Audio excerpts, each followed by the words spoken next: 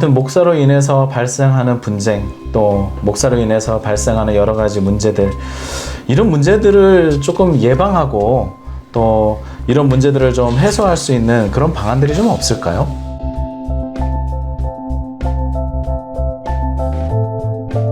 저는 좀 그렇습니다. 좀 제도적 장치를 마련해야 되는데, 이제 위임을 받았다는 것과 기간 제한이 없다는 것이 꼭 결부될 이유는 없습니다. 위임을 받아도 일정 기간을 위임을 받는 것으로 한 임기제를 두든지, 아니면 이제 교인들이 좀 가중된 요건을 부과하더라도, 즉 3분의 2 정도나 아니면 더 나아가서는 4분의 3이라도 절대 다수의 교인들이 이제 반대를 할 경우에는 이제 목사님의 거치에 대해서 논할 수 있는 해임에 관한 규정을 마련하거나 하는 장치가 필요하지 않나, 저는 그렇게 생각을 합니다.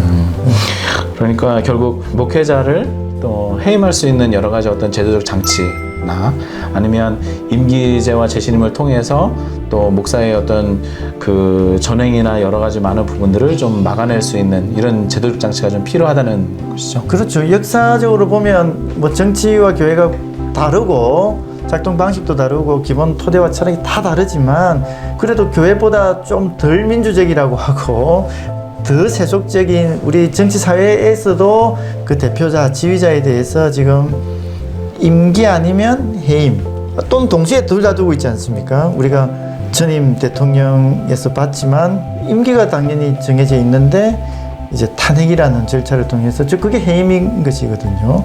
그 두 가지 다 제도를 두고 있고, 우리 사회의 고위직 그 경우에도 임명권자가 당연히 해임을 할 수 있거나, 장관은 파리목숨이라고 하지 않습니까? 대통령이 임명을 하면 언제든지 해임을 할 수 있거나, 그렇게 하지 못하도록 방지책을 마련해 놓은 곳의 기관에 대해서는 임기를 두고 있습니다. 우리가 최근에 검찰총장, 감사원장 이런 분들 봤지만, 그런 분들은 함부로 해임은 하지 마라. 그러나 임기는 둔다.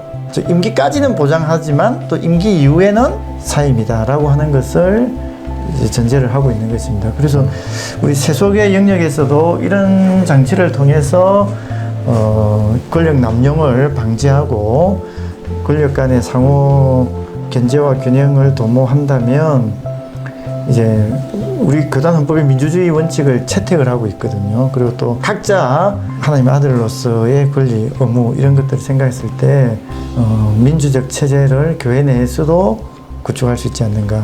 그럼 가장 익숙한 방식, 우리 어릴 때부터 배우고 우리 사회에서 널리 행해지고 있는 이 임기제와 해임 가능하게 한 해임제를 교회에서도 둔다면, 지금 현재 교회에서 벌어지고 있는 이런 극렬한 대립은, 끝없는 이 악순환은 좀 막을 수 있지 않는가 이제 생각이 드는 것입니다.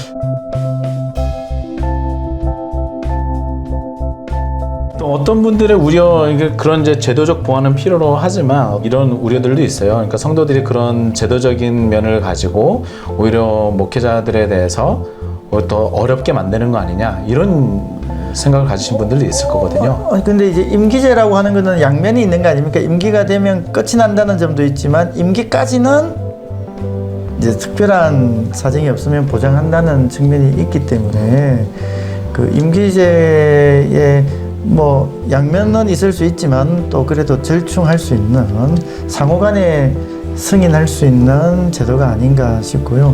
해임도 예를 들어서 뭐 일부 극소수가 해임을 하자고 한다고 해서 해임이 되는 건 아닙니다. 근데 어떤 문제가 생겼을 때, 신임투표에 붙였을 때 만약에 해임 요건이 부결이 된다면, 그거는 목사님에게 더 강한 힘이 부여가 정당성이 부여가 되는 것이죠. 그래서 보통 이제 해임제를 주장하는 분들도 단순 과반수 정도를 얘기하는 것이 아니라, 청빙할 때 3분의 2로서 어렵게 모시고 왔다면 해임에 있어서도 3분의 2의 최소한 동의는 있어야 되는 거 아니냐. 해임에 찬성하는 것이 3분의 2 정도는 있어야 되는 거 아니냐, 이렇게 주장을 하고 있거든요. 저도 그렇게 생각을 하고요.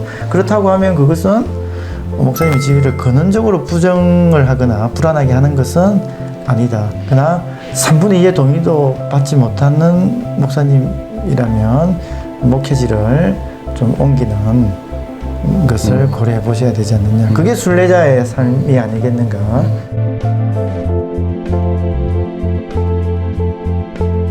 변호사님께서 목회자 해임에 관련된 또 목회자에 관련된 여러 가지 제도적 보완이 좀 필요하다라는 결론을 내주셨는데요. 사실 목회자 윤리 규정도 없는 교단을 향해서 이런 법적 절차를 만들어 달라라고 요구하는 것이 굉장히 좀 이상적이고 먼 이야기인 것 같습니다. 그럼에도 불구하고 저희가 한국 교회의 건강성을 위해서 또 앞으로도 계속해서 노력해 가고 또 우리 성도님들과 함께 기도해 가면서 어떻게 하면 우리가 좀 바른 길로 갈 수 있을까 많이 또 고민해 가도록 하겠습니다.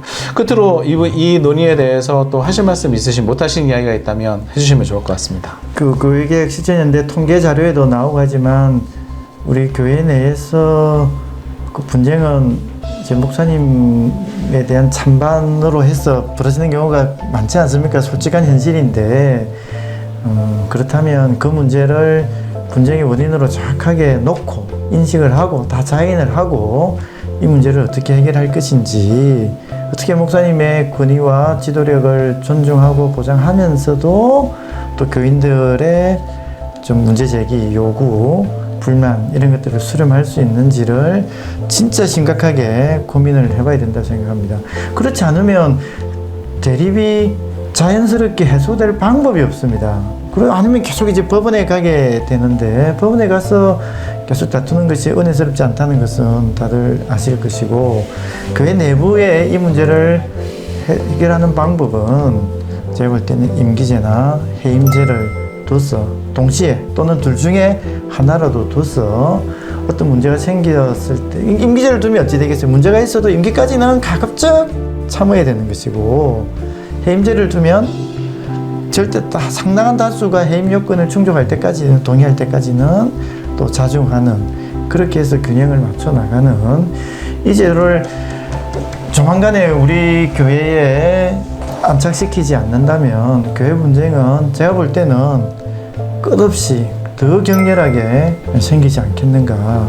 그래서 정말 호소하고 싶은 마음으로 이것은 꼭 저는 강하게 좀 주장을 하고 싶습니다. 여러분, 한국의 개신교는 역사적으로 카톨릭교의 사제주의를 비판하는 종교개혁에서 시작이 되었죠. 그러나 지금은 현재 카톨릭교회 또 천주교의 버금가는 사제주의에 함몰되어 있다는 비판을 우리는 받고 있습니다. 기독교의 현실을 통해 진실한 복음이 전파되기를 갈망하는 많은 성도들이 있음에도 목회자들의 여러 가지 전횡으로 안타까운 시절을 보내고 있죠. 교권 남용, 공금 유용, 재정 비리, 가짜 학위, 논문 표절, 교회 세습, 교회 사유화, 극우적 세속 정치와의 결탁, 이런 여러 가지 일이 목사를 중심으로 발생되고 있습니다. 특히 코로나19 팬데믹 시대에서 방역 지침을 따르지 않는 목사들 때문에 함께 고통당하는 성도들과 이웃들이 넘쳐난다라고 하는 사실, 우리는 좀 뼈아프게 반성해야 되지 않을까 생각하고 있습니다. 오늘은 종교개혁자 루터의 이야기로 마무리하려고 합니다. 교황, 주교들, 사제들 및 승려들을 영적 계급이라 부르고 군주들, 영주들, 직공들 및 농부들을 세속적 계급이라고 부르는 것은 전혀 조작된 것이다. 실로 이것은 순전한 거짓과 위선이다. 아무도 여기에 놀라서는 안 된다. 이것은 말하자면 모든 그리스도인은 참으로 영적 계급에 속하며 그들 가운데는 직무상의 차별 이외에 아무것도 없다.